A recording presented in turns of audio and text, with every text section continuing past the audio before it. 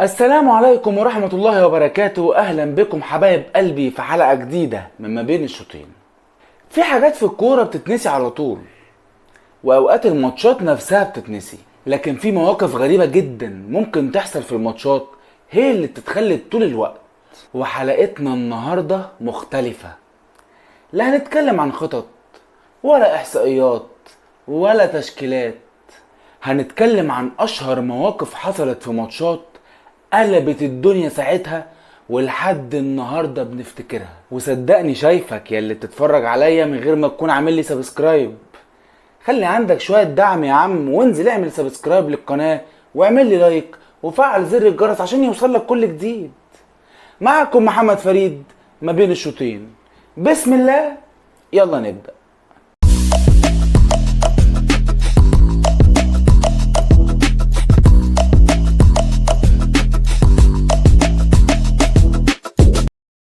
في ماتش استراليا وبيرو في الملحق النهائي المؤهل لكأس العالم قطر 2022، مدرب استراليا قرر ينزل الحارس اندرو ريدماين في الدقيقة 120 عشان يلعب ضربات الجزاء بس، على امل منه ان هو ده اللي هيكسبه.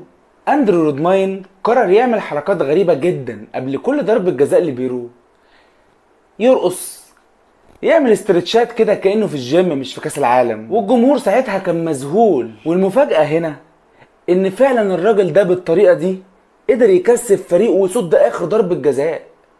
والناس ساعتها كلها كانت بتسال هو الرأس بيكسب؟ اه يا عم بيكسب.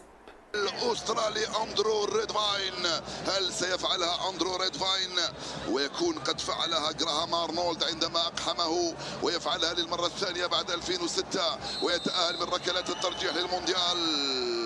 فاليرا فاليرا فاليرا فاليرا راحت، وتأهلت استراليا الى المونديال للمره السادسه في التاريخ. في ماتش باير ليفركوزن وهوفنهايم في الدوري الالماني 2013، وفي الدقيقه 69 احرز اللاعب ستيفن كيسلينج هدف غريب جدا، اشتهر بالهدف الشبح بعد ما لعب الكرة براسه تيجي في الشبكة من بره، بس بتلاقي ثقب في الشبكة اللي بتدخل منه الكورة وتيجي جون. والغريب ان الحكم حسب الهدف والنتيجة بقت 2-0. هوفنهايم قعدوا يزعقوا ويعيطوا بس محدش صدقهم. طبعا الموضوع اتفضح بعد ما الكاميرات جابت كل حاجة، وكيسلينج نفسه طلع بعد الماتش واعتذر، قال هو انا ما شفتهاش دخلت بس اتفاجئت انها جول. والجون ده محسوب رسمي لحد النهارده. في ماتش اوروجواي وايطاليا في كاس العالم 2014 في البرازيل، وكان ماتش مصيري في دور المجموعات، لويس سواريز قرر فجأة يسيب كل حاجة في الماتش ويعض جورجيو كيليني مدافع ايطاليا في كتفه. اللقطة حصلت في اللايف عادي قدام الكاميرات كلها، والناس ساعتها ما كانتش مصدقة هو عضه فعلا ولا كان بيسلم عليه ويبوسه. والفيفا ساعتها قررت تعاقبه بالايقاف ل9 مباريات دولية، وحرموه من ممارسة كل الأنشطة الكروية لمدة 4 شهور. معروف عن سواريز ان هو ما بيحبش يضيع فرص، حتى لو الفرصة دي عض كتف مدافع. الغريب ان لويس سواريز بعد الماتش طلع وقال ان هو ما كانش قصده يعض كليني، ده وقع عليه بسنانه.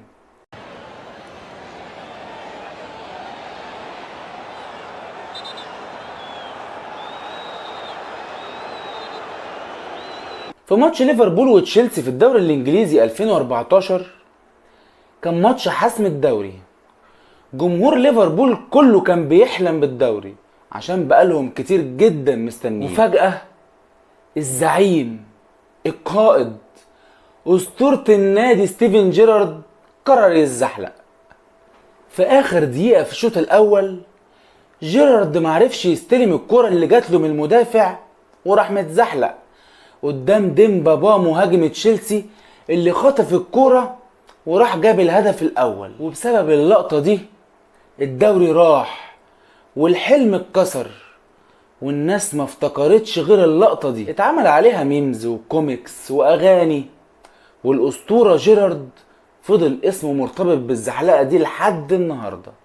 في ماتش الارجنتين وانجلترا في ربع نهائي كاس العالم 86، مارادونا العبقري المجنون قرر يسجل هدف بايده، بايده مش برجله. في الدقيقة 51 الكرة طايرة، مارادونا نط وحط ايده وجاب هدف، والحكم حسبه جول، والانجليز بيصرخوا بايده يا حكم بايده، والحكم ولا هو هنا. ورغم ان الكرة كانت باينة جدا، لكن مارادونا طلع بعدها وقال ان الجول جه شوية براسي وشوية بايدي.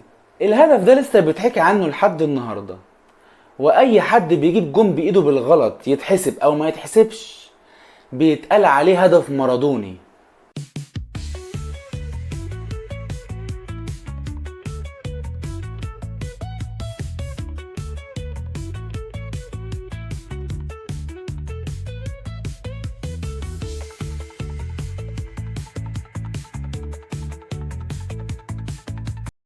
في ماتش فرنسا وايطاليا نهائي كاس العالم 2006، زين الدين زيدان قرر ينطح ماركو ماتيراتزي بدماغه في صدره عشان يتطرد بعدها، وتبقى نهاية مسيرة كانت هتكون اسطورية، بس انتهت بنطحة في الصدر.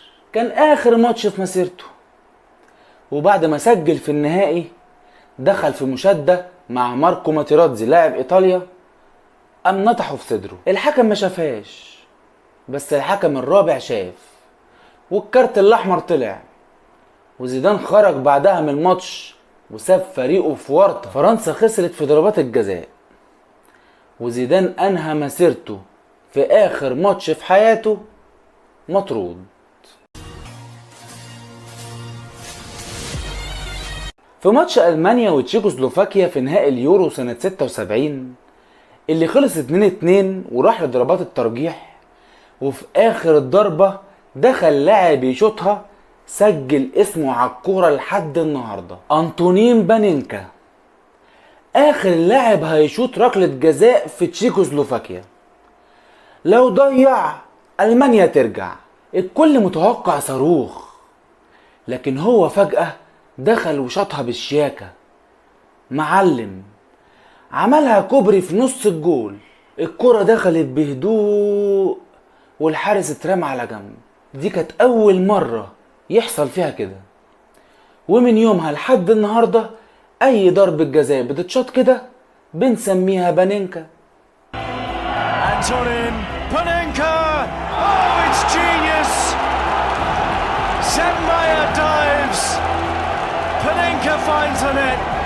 And Czechoslovakia are European champions. المواقف دي بتفكرنا ان الكورة مش بس اهداف وبطولات، دي مفاجآت ودراما ومسرح ولحظات عبثية وضحك كمان.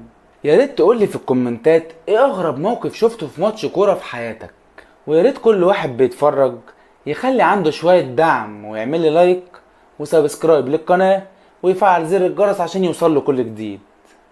كان معاكم محمد فريد ما بين الشوطين. استنوا الحلقات الجاية.